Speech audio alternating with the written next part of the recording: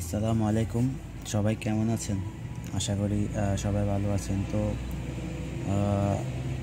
প্রায় আপনার 3 সপ্তাহের মতো ক্লাসগুলো আমি করতে পারি নাই। তো এটার জন্য দুঃখিত। তো না করার কারণ হচ্ছে যে আমার পরীক্ষা ছিল। তো পরীক্ষার পড়া থাকার কারণে আমি মূলত এই ক্লাসগুলো কন্টিনিউ করতে পারি নাই। তো আশা করি আজকে থেকে আবার সুন্দর করে কন্টিনিউ করব, সবগুলো ক্লাস দিব। যে বলছিলাম যে A to Z সব করাবো। তো আশা করি এই জিনিসটা অব্যাহত রাখবো। তো আপনারা যারা কমেন্ট করছেন, যতগুলো কমেন্ট আসছে সবগুলো কমেন্টে পজিটিভ, নেগেটিভ কোনো কমেন্ট আসে নাই। সবার কাছে যারা কমেন্ট করছেন তারা সবাই বলছেন যে ক্লাসগুলো ভালো হয়েছে, নেক্সট ক্লাসগুলো দিতে। তো আমি চেষ্টা করব যে নেক্সট ক্লাসগুলো কন্টিনিউ করার জন্য, সুন্দরভাবে দেওয়ার জন্য। আপনারা যারা কমেন্ট করছেন তারা পাশে থাকবেন আর আপনার বন্ধুবান্ধবকে বলবেন যে ক্লাসগুলো যেন করে, ঠিক আছে? তো চলেন শুরু করি। লাস্ট যে জিনিসটা পড়েছি ওইটা হচ্ছে যে অধ্যায় 2, ঠিক আছে? তড়িৎবিদ্যা ও চুম্বকত্বের অধ্যায় 2 নম্বর অধ্যায় শেষ করছিলাম, গাণিতিক সমস্যা দিয়ে শেষ করছিলাম। তো আজকে হচ্ছে যে 2-এর পরে অধ্যায় 3। আমি বলছিলাম যে A to Z সব করাবো, তো 2-এর পরে 3, ঠিক আছে? সো আজকে 3 নম্বর অধ্যায়টা শুরু করি। তো 3 নম্বর অধ্যায়ের যে নাম সেটা হচ্ছে যে গাউসের সূত্র। তো গাউসের সূত্র যেহেতু অধ্যায়ের নাম বলছে, তার মানে বোঝা যাইতেছে যে এই অধ্যায়ে যতগুলা অঙ্ক আছে বা প্রশ্ন আছে সবগুলা কি গাউসের নিয়মে হবে, ঠিক আছে? গাউসের সূত্র দিয়ে অঙ্কগুলো হবে। আপনারা দেখবেন যে সবগুলা অঙ্কের মধ্যে বলবে যে গাউসের সূত্র থেকে এটা বের করো, গাউসের সূত্র থেকে ওইটা বের করো, ঠিক আছে? তো গাউসের সূত্রটা কি, ওইটা যদি আপনারা জানেন যে ওটা কীভাবে কাজ করে, ওটা সূত্র, গাণিতিক রূপ কী, এগুলো জানলে আপনারা সুন্দরভাবে সবগুলো অঙ্ক করতে পারবেন। তো আমি বুঝাই দেব যে কোনটা কীভাবে হয়েছে। এই অধ্যায়ের অঙ্ক খুবই কম। গ বিভাগের মনে হয় 4টা না 5টা অঙ্ক আছে, এগুলো করাবো। আর ক বিভাগেরও খুবই কম, 3টা না 4টা অঙ্ক আছে, ঠিক আছে? সো আশা করি অধ্যায়টা 2 দিনে শেষ হয়ে যাবে বা 3 দিন লাগবে। তো আশা করি আপনারা করবেন এগুলো, ঠিক আছে? তো ফার্স্ট শুরু করি ক বিভাগ দিয়ে। অধ্যায় 3,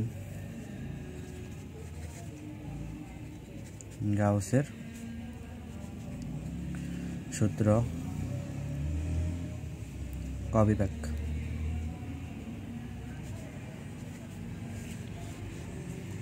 তো ক বিভাগের আচ্ছা, প্রথমটা হচ্ছে যে বলছে যে গাউসিয়ান তল কাকে বলে, বা গোসিয়ান তল। গাউস থেকে বলছে গোসিয়ান, ঠিক আছে? সবগুলাই হচ্ছে গাউস থেকে আসছে এখানে এই অধ্যায়ের। কাকে বলে, তার মানে যেহেতু তল বলছে তার মানে বোঝা যাচ্ছে কি এখানে একটা ক্ষেত্র বা একটা কি তল বোঝাচ্ছে, ঠিক আছে? পৃষ্ঠ, তল এগুলা বোঝাচ্ছে, ঠিক আছে? তো দেখেন গৌসিয়ান তল কাকে বলে, বলছে যে একটি চার্জের চারদিকে কল্পিত বদ্ধ তলকে বলা হয় কি গাউসীয় তল। তার মানে গাউসীয় তলটা হচ্ছে মূলত কাল্পনিক, ঠিক আছে? গাউসীয় তলটা মূলত কি কাল্পনিক, এটা হচ্ছে মেইন। তো দেখেন আমি লিখি, একটি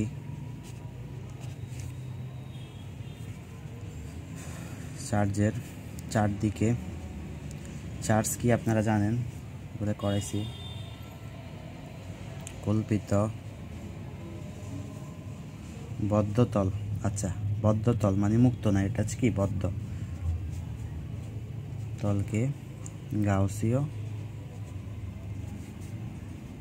তল বলে। দেখা যায় সব, আচ্ছা পাশ দিয়ে দেখা যায় না, সমস্যা নাই, আমি পরে নোট দিয়ে দিব। তো বলছে যে একটি চার্জের চারদিকে কল্পিত যে বদ্ধ তলটা, ওই তলটাকে বলে গাউসীয় তল। তার মানে হচ্ছে গাউসীয় তল কাকে বলে, তাহলে প্রশ্ন দেখে বুঝবেন যে এটা কি একটা কি বুঝাইতেছে, একটা তল বুঝাইতেছে। কার তল বুঝাইতেছে? চার্জের তল বুঝাইতেছে। তো চার্জের কি তল বুঝাইতেছে? চার্জের যে চারদিকে, ঠিক আছে? চার্জের যে চারদিকে যে তলটা আছে সেই তলটাকে বোঝানো হয়েছে, এবং ওই তলটা কি, ওই তলটা হবে কি বদ্ধ, ঠিক আছে? মুক্ত মানে ওইটা হবে কি বদ্ধ। তাহলে সংখ্যাটা মনে থাকবে আশা করি। বলবেন যে একটা চার্জের চারদিকে কল্পিত বদ্ধ তলকে বলা কি গাউসীয় তল, ঠিক আছে? এই হচ্ছে 1 নাম্বারটা। এটা আপনার 2005, 8 আর 19-এ আসছে, ঠিক আছে? আসার সম্ভাবনা আছে। তারপর হচ্ছে যে এই অধ্যায়ের মেইন যে জিনিসটা ওইটা হচ্ছে তড়িৎ ফ্লাক্স, কর জন্য খুবই ইম্পর্টেন্ট এই প্রশ্নটা আসতে পারে যে তড়িৎ ফ্লাক্স কী, এবং আপনার সৃজনশীলও এই জিনিসটা আসবে যে তড়িৎ ফ্লাক্স কী। তো তড়িৎ ফ্লাক্সের জিনিসগুলো আগে বুঝাতে হবে, তড়িৎ ফ্লাক্স কাকে বলে, ঠিক আছে। তো ওগুলা গতে বুঝাবো। এখন আপাতত আপনার যে সংজ্ঞাটা আছে ওইটা দেখেন। সংজ্ঞাটা বলছে কি, কোনো তলের মধ্য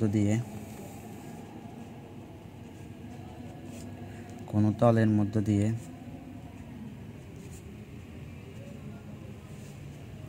লম্বভাবে অতিক্রান্ত মোট বলরেখার সংখ্যাকে বলা কি তড়িৎ ফ্লাক্স।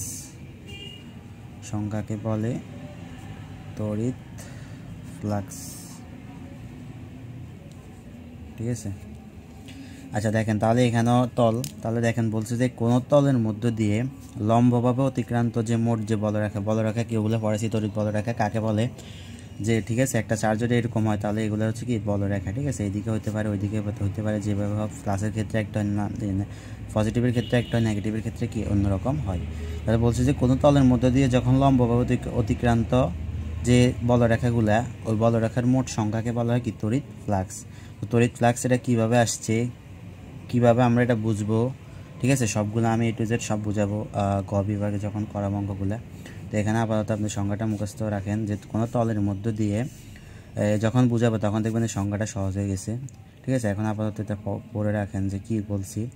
কোনো তলের মধ্য দিয়ে লম্বভাবে অতিক্রান্ত মোট বলরেখার সংখ্যাকে বলা কি তড়িৎ ফ্লাক্স। আচ্ছা, তারপর হচ্ছে যে 3 নাম্বারটা যে গাউসের সূত্র, যে অধ্যায়ের নাম। তো গাউসের সূত্রটা কি, ওটাই তো মেন। তাহলে হচ্ছে যে 3 নাম্বারটা হচ্ছে গাউসের সূত্র কাকে বলে। এখান থেকে 2 রকম প্রশ্ন আসে। একটা বলবে যে গসের সূত্র কাকে বলে, এটা হচ্ছে যে এরকম একটা সংজ্ঞা। আরেকটা বলবে যে গসের সূত্রের গাণিতিক রূপটা দেখাও। তো মূলত সংজ্ঞা থেকে আপনি ওইটা লিখতে পারবেন, দেখাবো, সমস্যা নাই। তো এখান থেকে 2টা প্রশ্ন আসে, ঠিক আছে। তাহলে এখানে এই মোট 4টা, এই 3টা আর একটা হচ্ছে গাণিতিক রূপ আসতে পারে এই গসের সূত্রের। এই 4টা অঙ্ক এখানে এই অধ্যায়ে আছে, বাকিগুলো আসার সম্ভাবনা কম। দেখেন, কোনো বদ্ধতলের মধ্য দিয়ে অতিক্রান্ত মোট ফ্লাক্স সেই তল দ্বারা আবদ্ধ মোট আদানের 1/η0 গুণ।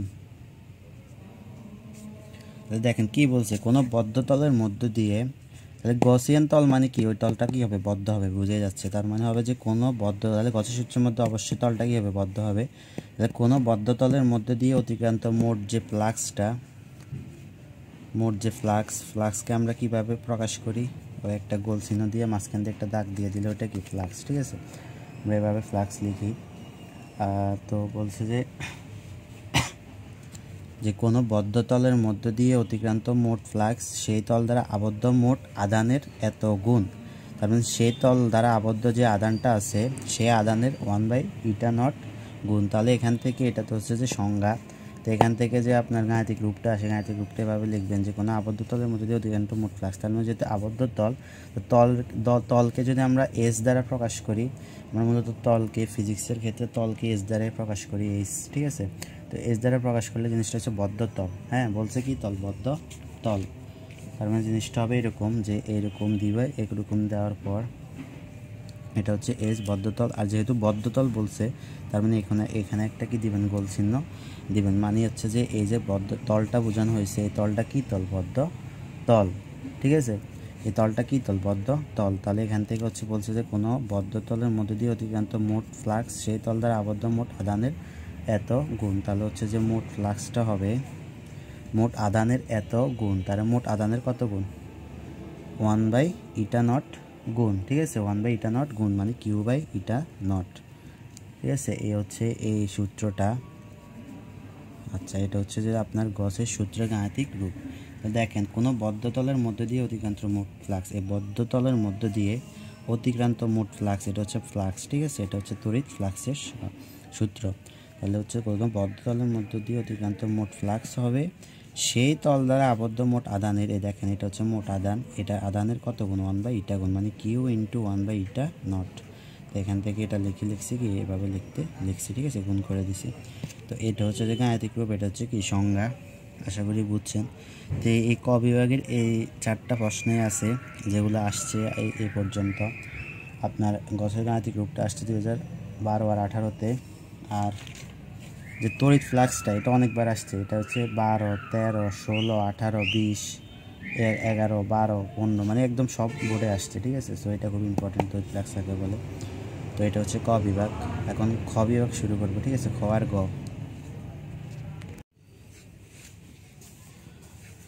আচ্ছা, খ বিভাগ বা গ বিভাগ যেটা আসুক, এক জায়গায় আসবে এটা যদি আসে।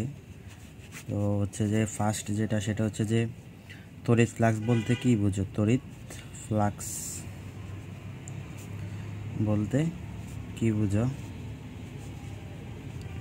এটা আপনার 2004, 5, 8, 10 আসছে, তারপর ডিগ্রিতে আসছে 8-এ, নন মেজর আসছে 8-এ। তো অনেক বছর হয়েছে আসে নাই, তো এটা করাইতাম না, বাট তড়িৎ ফ্লাক্সটাকে জানতে হবে, কারণ পরবর্তী যে অঙ্কগুলো ওগুলোর মধ্যে তড়িৎ ফ্লাক্স আছে, ঠিক আছে। তো ওগুলো বুঝতে হলে এই জিনিসটা তড়িৎ ফ্লাক্সটা বুঝতে হবে। তো এই অঙ্কটার মধ্যে মূলত তড়িৎ ফ্লাক্স কি বলতে কি বোঝায় এটা বোঝানো আছে, এই কারণে অঙ্কটা করাইতেছি। মূলত অঙ্কটা করাইতেছি। যদি হয়তো যে তড়িৎ ফ্লাক্স না থাকতো পরবর্তীতে, তাহলে এটা করাইতাম না, ঠিক আছে। তো এটা একটু বুঝেন যে তড়িৎ ফ্লাক্সটা কি, তড়িৎ ফ্লাক্সটা কাকে বলে, তড়িৎ ফ্লাক্স কী বলে। আমরা বলছিলাম যে কোনো তলের মধ্য দিয়ে লম্বভাবে অতিক্রান্ত মোট বলরেখার সংখ্যাকে তড়িৎ ফ্লাক্স বলে। তার মানে একটা হচ্ছে কি, ফার্স্ট হচ্ছে কি একটা কী করতে হবে, তল। হ্যাঁ, তাহলে এটা যদি আমরা তল নিই, ধরেন তলটা হচ্ছে এটা একটা তল, ঠিক আছে, এটা একটা তল। তাহলে এটার মধ্য দিয়ে বলছে যে বলরেখাগুলো যাইতেছে, তাহলে বলরেখাগুলো ধরেন এইখান থেকে একটা চার্জ থেকে বলরেখাগুলো এটা, ঠিক আছে, এ হচ্ছে বলরেখাগুলো। হ্যাঁ, তো এগুলো হচ্ছে কি এদিকে আসতেছে বলরেখা। তাহলে তো কোনো তলের মধ্য দিয়ে যদি যে বলরেখাগুলো আছে, এই বলরেখার যে মোট সংখ্যাটা কতগুলো বলরেখা গেছে, এই জিনিসটা হচ্ছে কি তড়িৎ ফ্লাক্স। হ্যাঁ, তো এটা জানার আগে আপনার যে তড়িৎ ক্ষেত্রটা, যেহেতু আদান বলরেখাও কাজ করতেছে, এই কারণে এখানে কি তড়িৎ ক্ষেত্রে আগে জানতে হবে যে তড়িৎ ক্ষেত্রটা আসবে এখানে। দেন হচ্ছে আপনার এখানে যে তলটা আছে, তলের কাজ আছে, যে তলের কত একটা তলের মধ্যে তো অসংখ্য আছে, আপনার অংশ আছে, ঠিক আছে। অংশ তো এখানে একটা না, এখানে অসংখ্য অংশ আছে। এই দেখেন জিনিসটা যদি এরকম জাল হিসাব করি আমি, তাহলে দেখেন এখানে অসংখ্য কি আছে, অংশ আছে। তো এই অসংখ্য অংশের ভিতরে কোনটা দিয়ে কতটুকু বলরেখা যাবে, এই জিনিসগুলো আগে কী করতে হবে, বের করতে হবে।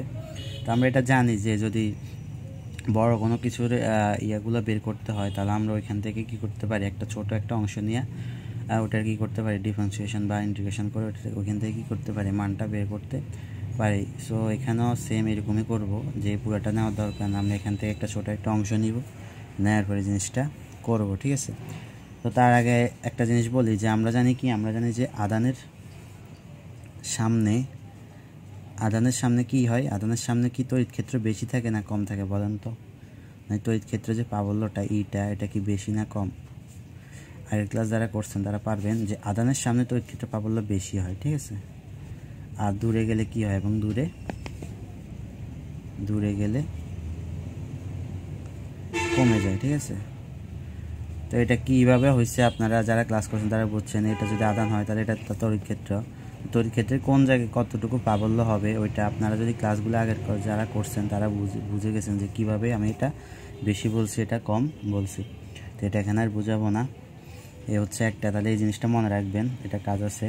তারপর হচ্ছে যে আরেকটা জিনিস হচ্ছে, দেখেন লম্বভাবে, এটা পড়ায় না, এটা বুঝেন যে লম্বভাবে অবস্থিত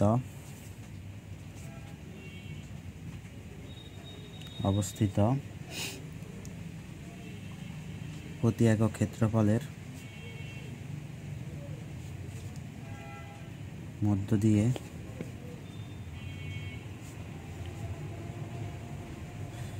অতিক্রান্ত বলরেখার সংখ্যা তড়িৎ প্রাবল্যের সমানুপাতিক।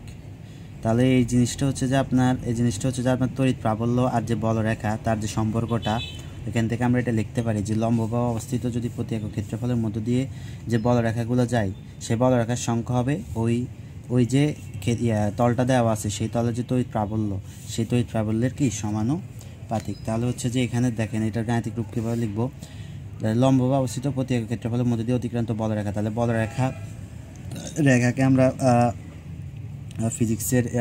ফিজিক্সের ভাষায় রেখাকে আমরা এন দ্বারা প্রকাশ করি, ঠিক আছে। যে সংখ্যা রেখা এগুলোকে আমরা কি বলি, এন দ্বারা প্রকাশ করি। তাহলে এন বাই এস ইজ সমানুপাতিক কি ই, ঠিক আছে, এন বাই এস সমানুপাতিক ই। তাহলে হচ্ছে এটা হচ্ছে কি তল। তাহলে দেখেন প্রতি একক ক্ষেত্রফলের মধ্য দিয়ে বা প্রতি একক তলের মধ্য দিয়ে যেটি হোক ক্ষেত্রফল বা তল যেটি হোক লেখেন হবে। তাহলে বলছে যে লম্বভাবে অবস্থিত প্রতি একক ক্ষেত্রফলের মধ্য দিয়ে এই অতিক্রান্ত বলরেখার সংখ্যা, এই বলরেখার সংখ্যাই হবে কি তার তড়িৎ প্রাবল্যের সমানুপাতিক। এটা হচ্ছে যে আপনার কি, এটা হচ্ছে আপনার গাণিতিক রূপটা এই সংজ্ঞাটা, ঠিক আছে। এটা হচ্ছে একদম বলরেখা এবং তড়িৎ প্রাবল্যের সম্পর্কটা। তো এখান থেকে আমরা লিখতে পারি যে ই এস সমানুপাতিক কি এন, ঠিক আছে, ই এস সমানুপাতিক এন। তাহলে এই যে ই এসটা এটাই হচ্ছে মূলত কি তড়িৎ ফ্লাক্স, ঠিক আছে, তড়িৎ ফ্লাক্স, হ্যাঁ তড়িৎ ফ্লাক্স। তো তড়িৎ ফ্লাক্সকে আমরা কী দ্বারা প্রকাশ করি, এরকম একটা গোল চিহ্ন দিয়ে দেন, এখান থেকে একটা দাগ দিলে এটা কি তড়িৎ ফ্লাক্স। তড়িৎ ফ্লাক্স ইজ উল্টো আমরা লিখতে পারি কি তড়িৎ ফ্লাক্স সমানুপাতিক কি এন, আমরা লিখতে পারি না, হ্যাঁ এখান থেকে লেখা যায়, এই জিনিসটা দেখে লেখা যায় যে তড়িৎ ফ্লাক্স সমানুপাতিক কি এন। তাহলে বলরেখা তড়িৎ বলরেখা সমানুপাতিক তড়িৎ ফ্লাক্স। তাহলে এই জিনিসগুলো বোঝানোর কারণ হচ্ছে যে এই যে তড়িৎ ফ্লাক্সের সংজ্ঞার মধ্যে বলছে যে তড়িৎ ফ্লাক্সের সংজ্ঞার মধ্যেই আছে যে কি বলরেখা আছে। তো বলরেখার সাথে তড়িৎ ফ্লাক্সের সম্পর্কটা কি, এখানে যেহেতু সমানুপাতিক আছে তার মানে বোঝা যাচ্ছে যে এখানে হবে কি, এখানে হবে যে আপনার তড়িৎ বলরেখা যত বেশি হবে সেই ক্ষেত্রে তড়িৎ ফ্লাক্সের মানও কি হবে তত বেশি হবে, ঠিক আছে। তড়িৎ বলরেখার মান যত বেশি হবে তড়িৎ ফ্লাক্সের মানও কি হবে তত বেশি হবে। তো এটা হচ্ছে এই কারণে এই জিনিসগুলা বুঝাইছি যে তড়িৎ ফ্লাক্সটা তড়িৎ ফ্লাক্স আর তড়িৎ বলরেখার কাজটা কি। এখন দেখেন জিনিসটা হচ্ছে যে তড়িৎ বলরেখা এখানে বলছে যে লম্বভাবে অবস্থিত, তো যে তলটা, ঠিক আছে, এটা হচ্ছে যে লম্বভাবে অবস্থিত বলছে। এখন তলটা যদি বিভিন্ন রকম হয়, ধরেন একটা হচ্ছে এভাবে তলটা, আবার হচ্ছে এভাবে, আবার হচ্ছে একদম সোজা, ঠিক আছে, তলটা এভাবে রাখছি। তো এগুলার ক্ষেত্রে কীরকম হবে, ঠিক আছে, এগুলার ক্ষেত্রে তড়িৎ ফ্লাক্সটা কীরকম হবে, যেহেতু তলটা চেঞ্জ হইতেছে তার মানে এটার মধ্যে তড়িৎ বলরেখাটাও কী হবে অন্যভাবে আসবে। তো অন্যভাবে আসলে সেই ক্ষেত্রে আপনার তড়িৎ ফ্লাক্সের মান কীরকম হবে, ঠিক আছে, তড়িৎ ফ্লাক্সের মানটা কীরকম হবে। তো এগুলো একটু দেখেন, এগুলো একটু বুঝেন যে বিশেষ ক্ষেত্রে সমস্যা নেই, আপনার নোটে আছে, আমি সব কিছু সুন্দর করে নোটে দেওয়া আছে, আপনারা এখন জাস্ট বুঝেন যে কীভাবে এই জিনিসগুলো আসতেছে, ঠিক আছে। আচ্ছা দেখেন যদি তলটা এরকম থাকে, ঠিক আছে, তলটা এরকম থাকে, আচ্ছা জিনিসটা হচ্ছে আপনারা ঝর্নার পানি আছে না, উদাহরণ আপনারা বাস্তব উদাহরণটা হচ্ছে ঝর্নার পানি বা গাছে অনেকে আছে না একটা ইয়ে দিয়ে যে পানি দেয়, তো ওই পানিগুলো ঝর্নার মতো পানিগুলো এগুলো আছে না, এগুলোকে আপনি যদি এরকম একটা ছাঁকনি এরকম ধরেন, নিচে এরকম ছাঁকনি একটা ধরেন, উপরে ঝর্নার পানিগুলো ডালেন, তো ছাঁকনির মধ্যে তো অসংখ্য কী আছে, জাল থাকার কারণে অসংখ্য কী আছে ছিদ্র বা অংশ আছে, তো অংশগুলো দিয়ে যে বলরেখাগুলো যাইতেছে, ঠিক আছে, এগুলো আর কি আমরা হিসাব করি যে তড়িৎ ফ্লাক্সের মান কত হবে, ঠিক আছে। তো এখান থেকে ধরেন আপনারা এখানে পানি আসতেছে, এগুলো হচ্ছে ধরেন একটা পানির মানে ধরেন একটা উদাহরণ দিতেছি আর কি, ঠিক আছে, যে আপনারা বলুন যেটা কীভাবে হইতেছে। তো উদাহরণটা দিলাম যে আপনারা ওইটা ধরে নিতে পারেন যে ঝর্নার পানি পড়তেছে একটা জালের মধ্য দিয়ে, ঠিক আছে, একটা ছাঁকনির মধ্য দিয়ে, হ্যাঁ, তো ছাঁকনিটা আছে এখন কি এরকম, ঠিক আছে, একদম অনুভূমিকের সাথে আছে, ঠিক আছে, এরকম আছে একদম। তো সেই ক্ষেত্রে আপনার তড়িৎ ফ্লাক্সের মান কী হবে, তড়িৎ ফ্লাক্স আমরা এভাবে লিখি ইজ ইকুয়াল টু কি ই এস, ঠিক আছে, এই কোণ নাই, এখানে কোণ নাই, এটা একদম অনুভূমিকের সাথে আছে, এই কারণে কি ই এস। তাহলে এটা হচ্ছে প্রথম ক্ষেত্রে। দ্বিতীয় ক্ষেত্রে যদি আমি তলটাকে এরকম না রাখি, একটু এরকম রাখি, জিনিসটা দেখেন এটা অনুভূমিক হয়, এটা যদি ধরেন একটু এরকম করে রাখছি তলের সাথে সাথে কিন্তু কী হইতেছে আমার তড়িৎ ফ্লাক্সটাও চেঞ্জ হচ্ছে, ঠিক আছে। তাহলে এখন যদি এগুলো পরে এখানে বলরেখাগুলো আসে তখন সেক্ষেত্রে দেখেন অনুভূমিকের সাথে একটা কোণ উৎপন্ন করতেছে, ঠিক আছে। সো অনুভূমিকের সাথে যেহেতু কোণ উৎপন্ন করছে তাহলে এখান থেকে আমরা লিখতে পারি তড়িৎ flux is equal to E S cos theta, যেহেতু এখানে কোণ একটা আছে এই কারণে এখানে কস থিটা হবে, ঠিক আছে। তাহলে এই ক্ষেত্রে হবে কি তড়িৎ ফ্লাক্সের মান হবে ই এস কস থিটা, কত কোণে আছে ওইটা আসবে। 3 নাম্বার যেটা সেটা হচ্ছে যে আমি এখন দেখেন জিনিসটাকে একদম সোজা করে রাখছি যে এগুলা পড়তেছে তড়িৎ বলরেখাগুলো আসতেছে আর এই জিনিসটা হচ্ছে এরকম, ঠিক আছে, জিনিসটা কি এরকম, তাহলে অনুভূকের সাথে হিসাব করলে জিনিসটা কিসে আছে, 90 ডিগ্রিতে আছে না। তো 90 ডিগ্রিতে যদি থাকে তাহলে তড়িৎ flux is equal to E S cos theta. থিটার মান 90 ডিগ্রি, কস 90 ডিগ্রির মান কত, 0, তাহলে ই এর 0 ইজ ইকুয়াল টু কত, 0।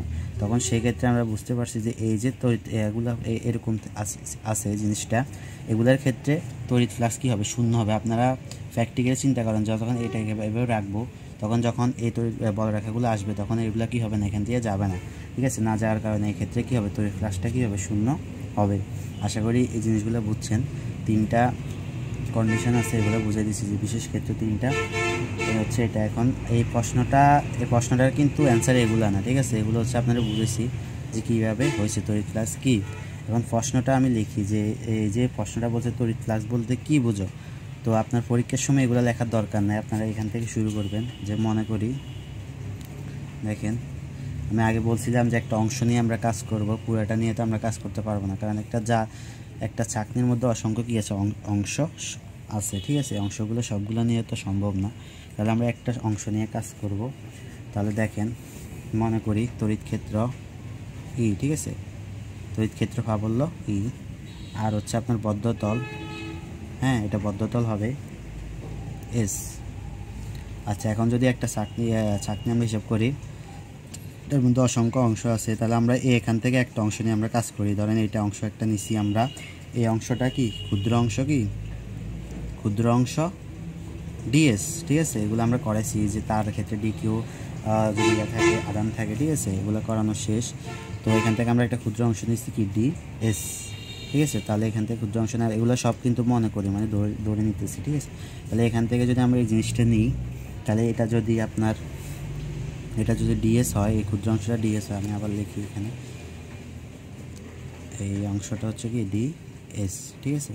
তাহলে এটা যদি তড়িৎ ক্ষেত্রটা এদিকে হয়, আর যদি আপনার আপনার এটা কি বলে, সংখ্যাটা বলরেখার সংখ্যাটা যদি এদিকে হয়, তাহলে সেক্ষেত্রে যদি এখানে একটা কোণ উৎপন্ন হয়, তাহলে সেক্ষেত্রে আমরা লিখতে পারি কি তড়িৎ ফ্লাক্স। আপনারা বুঝে গেছেন যে কি লিখবো এখন এখানে, তড়িৎ ফ্লাক্স। আচ্ছা, এখানে যেহেতু ডিএস নিছি, তার মানে এখানে তড়িৎ ফ্লাক্সটা হবে কি ডি এরকম, ঠিক আছে, ডি ই, কারণ এখানে তড়িৎ ক্ষেত্র এখানে ই কাজ করতেছে, তড়িৎ ক্ষেত্র বললো ই কাজ করতেছে, আর এখানে যেহেতু ডিএস নিছি এখানে ডি ফ্লাক্স, ঠিক আছে। আচ্ছা, এখন এখান থেকে তড়িৎ flux D is equal to হচ্ছে কি ই, কি হবে, ইএস কস থিটা, ঠিক আছে, যেহেতু এখানে কোণ আছে তার মানে এখানে কস থিটা হবে, কোণ একটা আছে, আর এখানে এস হবে না, কারণ আমরা তো পুরাটা তল হচ্ছে এস, আমরা ক্ষুদ্র অংশ নিয়েছি কি ডিএস, তার মানে এখানে ডি একটা হবে, মানে ডিএসটা, ঠিক আছে। তাহলে তড়িৎ ফ্লাক্স অর্থাৎ এই অংশটুকুর ক্ষেত্রে তড়িৎ ফ্লাক্সটা হবে, এই অংশটুকুর ক্ষেত্রে তড়িৎ ফ্লাক্সটা হবে কি ই ডিএস কস থিটা। এখন যদি আমরা পুরাটা বের করতে হয়, আমার যে পুরাটা চাকনি যদি তড়িৎ ফ্লাক্সটা বের করি, তাহলে কি করতে হবে, এই জিনিসটাকে আমরা কি করে দিব, সমাকলন করে দিব। ব্যবকলন করলে আমরা কি হয়ে যাবে, এই পুরোটা অংশের কি পেয়ে যাব, আমরা একটা মান পেয়ে যাব, পুরোটা অংশের মান পেয়ে যাব। সুতরাং পুরো তলের, এগুলো আমরা করছি আগে যে কীভাবে অংশটা নিয়ে কাজ করে দেন, এগুলোকে সমাকলন ইন্টিগ্রেশন করলে হয়ে যায়, ঠিক আছে। তাহলে পুরো তলের জন্য তড়িৎ ফ্লাক্স,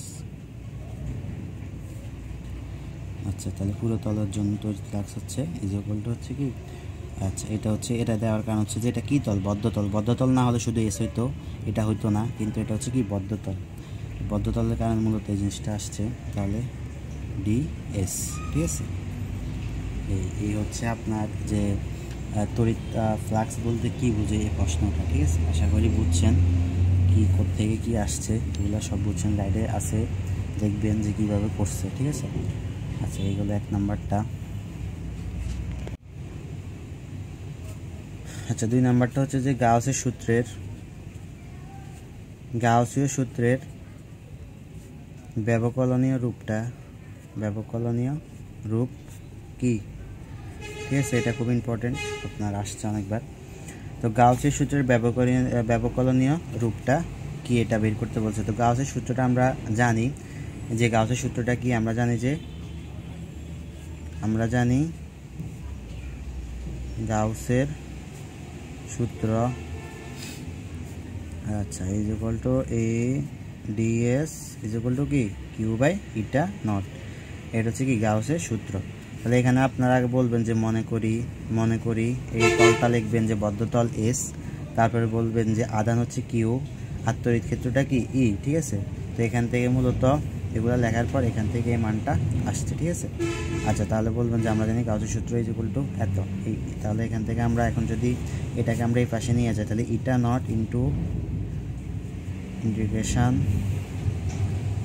আচ্ছা D S is equal two কি কিউ।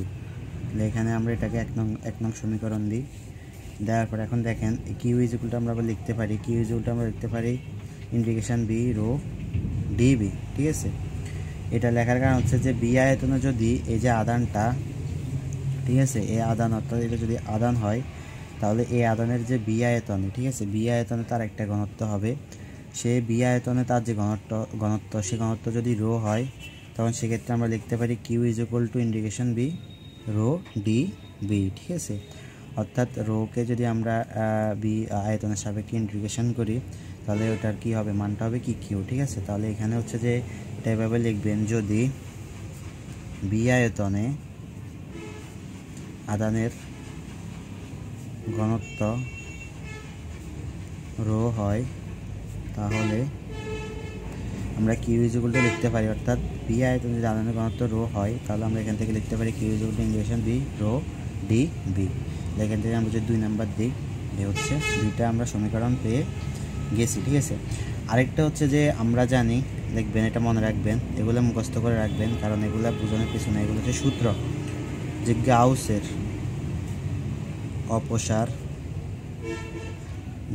অপসার উপপাদ্য অনুসারে আমরা পাই, আচ্ছা আমরা জানি, আচ্ছা কোনো ভেক্টর ক্ষেত্র ই এর জন্য বদ্ধতল এস এর পৃষ্ঠ সমাকলন হবে সেই তলের মধ্যে আবদ্ধ আয়তনের সমাকলনের সমান। ঠিক আছে, আচ্ছা এই হচ্ছে যে এটা হচ্ছে গাউসের অপসার উপপাদ্য সূত্র। এটা আপনার যদি গতে আসে যে গাউসের অপসার উপপাদ্যটা কি, তাহলে এই জিনিসটা লিখবেন। ঠিক আছে, যে কোনো ভেক্টর ক্ষেত্র ই এর জন্য বদ্ধতল এস এর পৃষ্ঠ সমাকলন হবে। ঠিক আছে, দেখেন জিনিসটা হচ্ছে যে কোনো ভেক্টর ক্ষেত্র ই এর জন্য, অর্থাৎ কোনো ভেক্টর ক্ষেত্র ই এর জন্য আমরা এভাবে লিখি, দেখেন কীভাবে লিখতেছি, কোনো ভেক্টর ক্ষেত্র ই এর জন্য বদ্ধতল এস, তাহলে বদ্ধতল এস এর পৃষ্ঠ সমাকলন হবে সেই তলের মধ্য দিয়ে আবদ্ধ আয়তনের সমাকলনের সমান। তার মানে হচ্ছে কি আয়তনের ইন্টিগ্রেশন করতে হবে। ঠিক আছে, ডি বি। ঠিক আছে, তাহলে কার করতেছি, ভেক্টর ক্ষেত্র ই করতেছি, তাহলে ই এই হচ্ছে আপনার এই সূত্রটা। ঠিক আছে, এই সূত্রটা হচ্ছে এটা। তাহলে এই সূত্রটা একটু মনে রাখবেন যে গাউসের অপসার উপপাদ্য সূত্রটা কাকে বলে, তার হচ্ছে যে কোনো ভেক্টর ক্ষেত্র ই এর জন্য বদ্ধতল এস এর সমাকলন হবে ইজ ইকুয়াল টু হবে সেই তলের মধ্য দিয়ে আবদ্ধ আয়তনের সমাকলনের সমান। তাহলে আবদ্ধ আয়তনের সমাকলন অর্থাৎ ভেক্টরকে আয়তনের সাপেক্ষে সমাকলন করলে যে মানটা হবে সেটা সমান এটা হবে। ঠিক আছে, এটা হচ্ছে 3 নাম্বার। হ্যাঁ, এটা হচ্ছে কয় নাম্বার, 3 নাম্বার। এখন দেখেন জিনিসটা কি করব, এই 1 নাম্বার যেটা 1 নাম্বার সমীকরণ আমরা কী পাইছি, এটা পাইছি। তাহলে এটা এখন লিখবো, লেখার পর ইটা নট ইন্টু ইটা নটটা রাখবো ইন্টু এটার মান, এটার সমান সমান আর কী পাইছি, এটা পাইছি না। তাহলে এই মানটা সমান আমরা এই সমান, এটার সমান আমরা কি লিখবো, এটা লিখবো। আর হচ্ছে কিউ সমান সমান কী পাইছি, কিউ সমান সমান পাইছি আমরা কি এটা। ঠিক আছে, কিউ সমান সমান পাইছি কি integration B rho D B. তাহলে এগুলো বসানোর পর এগুলো এখন বসাতে হবে। ঠিক আছে, এখানে আমি বসাই দিই। তাহলে 1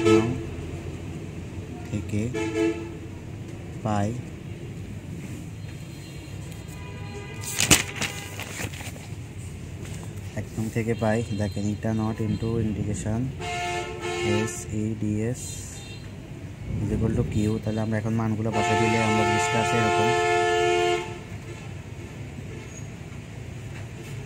ডিবি ইজ ইকুয়াল টু হচ্ছে বি ডি বি।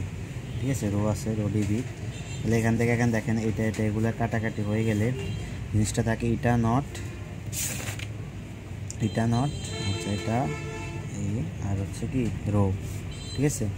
তাহলে এখান থেকে এটা যাওয়ার পর এখন আমরা যদি এটাকে এই পাশে রেখে দিই, ইজ ইকুয়াল টু হচ্ছে কি রো বাই এটা নট। তার মানে এটাই হচ্ছে কি গাউসের, এটা হচ্ছে কি গাউসের ব্যবকলনীয় সূত্র। তাহলে এই অঙ্কটার ক্ষেত্রে আপনারা শুধু জাস্ট এই জিনিসটা মনে রাখবেন এখানে, যে এই জিনিসটা এটা মনে রাখার দরকার না, কারণ এটা একবারে আমি যেহেতু দেখা দিচ্ছি তাহলে মনে থাকবে। যে একটা আধানের আয়তন বি হয়, তো সেই আধানের যদি বি আয়তন যদি ঘনত্ব রো থাকে, তখন সেক্ষেত্রে আমরা লিখতে পারি কিউ ইজ ইকুয়াল টু কি, অর্থাৎ রোকে আয়তনের সাপেক্ষে ইন্টিগ্রেশন করলেই আমরা এখানে কি পাবো, আধানটা মানে আধান হবে, ঠিক আছে। আধান সমান সমান ঘনত্বের ইন্টিগ্রেশন আয়তনের সাপেক্ষে, ঠিক আছে।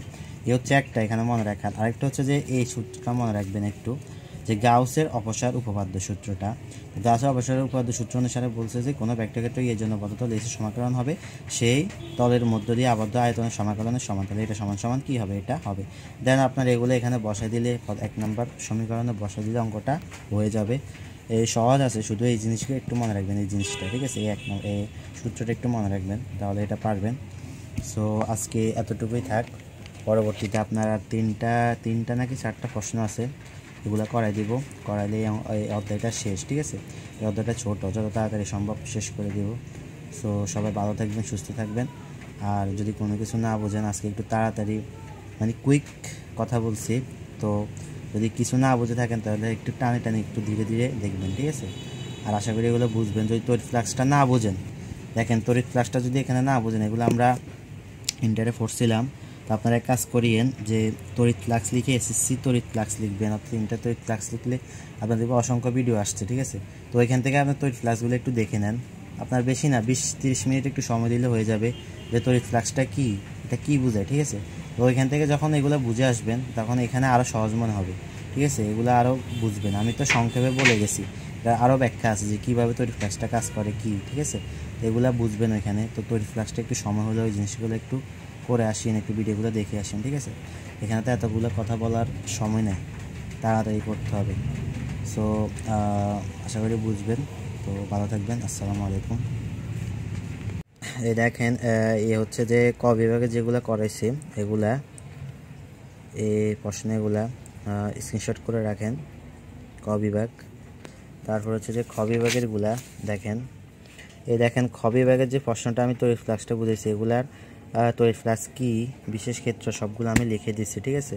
সেগুলো এখানে লেখা আছে। আপনারা প্রশ্নে পরীক্ষার ক্ষেত্রে যখন এটা আসবে, তড়িৎ ফ্লাক্সটা আসবে, তখন আপনারা এখান থেকে শুরু করবেন, যে মনে করি তড়িৎ ক্ষেত্র এটা, তারপরে চিত্রটা আঁকবেন, দেন এগুলো লিখবেন, এটা হচ্ছে অ্যান্সার।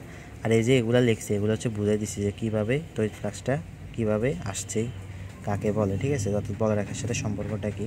তো এই হচ্ছে এটা। আর আরেকটা হচ্ছে যে গাউসের সূত্রের ব্যবকলনীয় রূপ, এই একটা দেখেন সুন্দর করে দেওয়া আছে। এভাবে পরীক্ষার সময় দিলে, যদি দিতে পারেন তাহলে একদম নাম্বার কাটবে না, গোটা গোটা নাম্বারে দিবে। এগুলো ক্ষয়ের জন্য ঠিক আছে, বাট গতেও আসতে পারে। এ হচ্ছে বাকি অংশটুকু, ঠিক আছে।